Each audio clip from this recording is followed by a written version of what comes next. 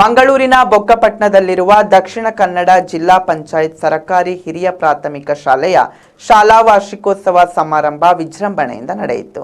ಮಂಗಳೂರು ಮಹಾನಗರ ಪಾಲಿಕೆಯ ಸದಸ್ಯರಾದ ಜಗದೀಶ್ ಶೆಟ್ಟಿ ಅವರು ಕಾರ್ಯಕ್ರಮವನ್ನು ಉದ್ಘಾಟಿಸಿ ಮಾತನಾಡಿದರು.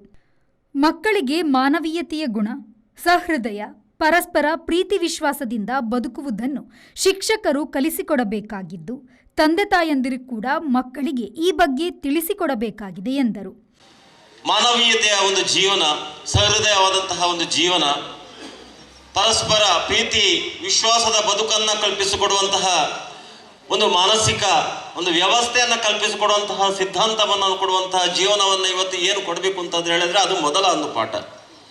ಈ ಎಲ್ಲ ಪಾಠಗಳು ಒಂದು ರೀತಿಯಲ್ಲಿ ಶಿಕ್ಷಕರು ಎಲ್ಲಿ ಕೊಡ್ತಾರೆ ಅದನ್ನು ಮನೆಯಲ್ಲಿ ತಂದೆ ತಾಯಿಯಂದರು ಪೋಷಕರು ಕೊಟ್ಟರು ಕೂಡ ನಮ್ಮ ಸಮಾಜದ ಉನ್ನತಿ ಖಂಡಿತ ಸಾಧ್ಯ. ಅದಕ್ಕಿಂತ ಮಿಗಿಲಾಗಿ ಈಗಿನ ಏನೋ ವೈಜ್ಞಾನಿಕ ಯುಗದಲ್ಲಿ ನಾವೆಲ್ಲ ಏನು ನೋಡ್ತೇವೆ, ಎಲ್ಲ ಆಧುನಿಕ ಯುಗಗಳು, ಎಲ್ಲ ಮೊಬೈಲ್ ಕಂಪ್ಯೂಟರ್ ಇಟ್ಕೊಂಡು ನಾವು ಇಡೀ ವಿಶ್ವವನ್ನೇ ನಾವು ನಮ್ಮ ಕೈಯಲ್ಲಿ ನೋಡ್ತಾ ಇದ್ದೇವೆ. ಇಡೀ ವಿಶ್ವವನ್ನೇ ನಾವು ಕೈಯಲ್ಲಿ ನೋಡ್ತಾ ಇದ್ದೇವೆ. ನಮ್ಮ ಮನೆಯ ಬಂಧುಗಳನ್ನು ನಾವು ನೋಡುವಂತಹ ಒಂದು ವ್ಯವಸ್ಥೆ ನಮ್ಮಲ್ಲಿ ಇಲ್ಲ.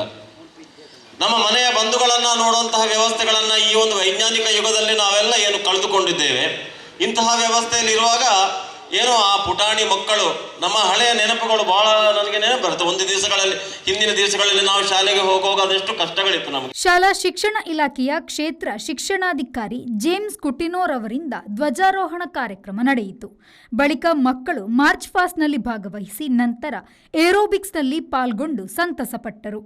ಶಾಲೆಯಿಂದ ಏರ್ಪಡಿಸಲಾಗಿದ್ದ ಸ್ಪರ್ಧೆಗಳಲ್ಲಿ ವಿಜೇತರಾದ ಮಕ್ಕಳಿಗೆ ಬಹುಮಾನವನ್ನು ವಿತರಿಸಲಾಯಿತು. ಸಭಾ ಕಾರ್ಯಕ್ರಮದ ಬಳಿಕ ಸಾಂಸ್ಕೃತಿಕ ಕಾರ್ಯಕ್ರಮ ಜರುಗಿತು. ಈ ಸಂದರ್ಭದಲ್ಲಿ ಮಂಗಳೂರು ಉತ್ತರ ವಲಯ ಕ್ಷೇತ್ರ ಸಮನ್ವಯ ಅಧಿಕಾರಿ ವೇದಾವತಿ ರಾವ್, ಲಯನ್ಸ್ ಕ್ಲಬ್ ಕಂಕನಾಡಿಯ ಅಧ್ಯಕ್ಷೆ ಲಯನ್ ಹರಿಣಿ ಶೆಟ್ಟಿ, ಕ್ರಿಸ್ಟಲ್ ಎಂಟರ್ಪ್ರೈಸಸ್ನ ಮಾಲಕರಾದ ಡೋರಿಸ್ ಕೊನ್ಸೋಸೋ, ರೋಟರಿ ಸೀಸೈಡ್ ಅಧ್ಯಕ್ಷರಾದ ಹಿರಾ ಚಂದ್, ಕ್ಷೇತ್ರ ಸಂಪನ್ಮೂಲ ವ್ಯಕ್ತಿ ಮೊಹಮ್ಮದ್ ಸಿಕಂದರ್, ಬೋಳೂರಿನ ಯುನೈಟೆಡ್ ಸ್ಪೋರ್ಟ್ಸ್ ಕ್ಲಬ್ನ ಅಧ್ಯಕ್ಷರು ಮತ್ತು ಸದಸ್ಯರು, ಶಾಲಾ ಮೇಲುಸ್ತುವಾರಿ ಅಧ್ಯಕ್ಷರಾದ ಗೀತಾ, ಶಾಲಾ ಶೈಕ್ಷಣಿಕ ಮತ್ತು ಹಳೆ ವಿದ್ಯಾರ್ಥಿ ಸಂಘದ ಅಧ್ಯಕ್ಷರಾದ ದಿನೇಶ್ ಉಪಸ್ಥಿತರಿದ್ದರು.